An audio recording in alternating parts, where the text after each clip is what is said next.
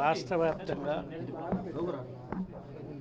రైతులు ఎదుర్కొంటున్న ఇబ్బంది పరిస్థితుల్లో గిట్టుబాటు ధరలు లేక రైతులు గిట్టుబాటు ధర ఇవ్వాలని చెప్పి ప్రధాన ప్రతిపక్షంగా మేము రైతుల పక్షాన్ని నిలబడి పోరాటం చేస్తూనే ఉన్నాం.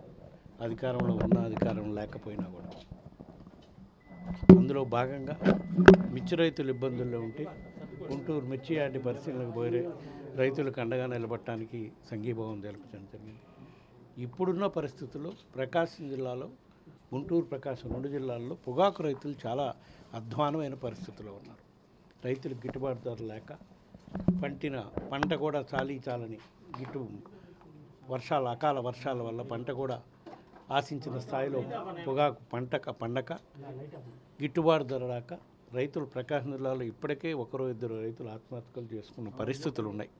ఇటువంటి పరిస్థితుల నుంచి రైతులకి అండగా ఉండడం కోసం, ఎవరూ అధైర్యం పడకుండా రాబోయే రోజుల్లో ధైర్యంగా ఎదుర్కోవడం కోసం ఈ నెల 28వ తారీఖున మా పార్టీ అధ్యక్షుడు జగన్మోహన్ రెడ్డి గారు పొగాకు రైతులకి మద్దతుగా వాళ్ళ గిట్టుబాటు ధర చెల్లించాలి అని చెప్పి రాష్ట్ర ప్రభుత్వంపై ఒత్తిడి తీసుకొచ్చే విధంగా, ఏ విధంగా అయితే గతంలో వైఎస్ఆర్ కాంగ్రెస్ పార్టీ అధికారంలో ఉన్నప్పుడు ఏ పంటకైనా సరే గిట్టుబాటు ధర లేక రైతులు ఇబ్బంది పడుతున్నప్పుడు ప్రభుత్వమే మధ్యలో ఉండి కొనుగోలు చేసిన పరిస్థితి అప్పుడు ఉండేది. అటువంటి పరిస్థితి వచ్చినప్పుడు 2021-22లో అనుకుంటా పొగాకు రైతులకు కూడా గిట్టుబాటు ధర లేకపోతే ప్రభుత్వమే మార్కెట్ ధర పొగాకు కొని రైతుల్ని ఆదుకున్న పరిస్థితులు అప్పట్లో ఉండేవి. ఇప్పుడు ఈ కూటమి ప్రభుత్వం అధికారంలోకి వచ్చినాక మిర్చి రైతులు గిట్టుబాటు ధర లేక ఇబ్బంది పడుతున్నా వాళ్ళని ఆదుకునే పరిస్థితి లేదు. పొగాకు రైతులు గిట్టుబాటు ధర లేకుండా ఇబ్బంది పడుతుంటే వాళ్ళని ఆదుకునే పరిస్థితి లేదు. వాళ్ళకి అండగా నిలబడటం కోసం మా పార్టీ అధ్యక్షుడు జగన్మోహన్ రెడ్డి గారు పొగాకు రైతుల సమస్యలు తెలుసుకొని వాళ్ళ సమస్యలపై పోరాటం చేసి వాళ్ళ గిట్టుబాటు ధర వచ్చే విధంగా చేసేదానికి ప్రయత్నంలో భాగంగా రేపు ఈ నెల 28వ తారీఖున ప్రకాశం జిల్లాకు రావడం జరిగింది.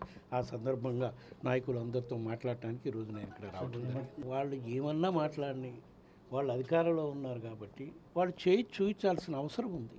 ఇప్పుడు 2021-22లో పొగాకు రైతులకి గిట్టుబాటు ధరలు అనేప్పుడు మా ప్రభుత్వం మార్కెట్ ద్వారా పొగాకు కొనుగోలు చేసిందా లేదా చెప్పండి మీరు. మరి ఇప్పుడు వాళ్ళని అడగండి ఈ మాట. మేము అదేవిధంగా కొనుగోలు చేయమని మేము అడుగుతున్నాం. దానికి సమాధానం చెప్పమనండి. ఇందులో శవరాజకీయం ఏముంది? రైతులు చనిపోయారా లేదా? ఒకరిద్దరు పర్చూరు నియోజకవర్గంలో చనిపోయారా లేదా? ఇందులో శవరాజకీయం చేయాల్సి ఉంది. మీరు 4వ స్తంభంలో మీరున్నారు. మీరు వాస్తవాలు తెలుసుకొని వాళ్ళకు కూడా తెలియజేయండి.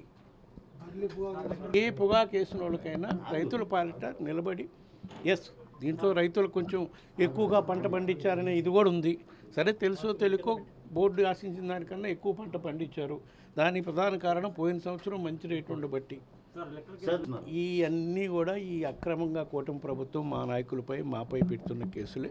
మాకు న్యాయస్థానాలపై నమ్మకం ఉంది. తప్పకుండా వాటన్నిటిలో ఏమీ లేకుండా మేము బయటకు వచ్చే కార్యక్రమం జరుగుతుంది. వాళ్ళు ఏం చెప్పి అధికారంలోకి వచ్చారు? ఏం పథకాలు, సూపర్ 6 అని, ఉచిత బస్సులని ఏమేం చెప్పి వచ్చారు? అవి అమలు చేశారా?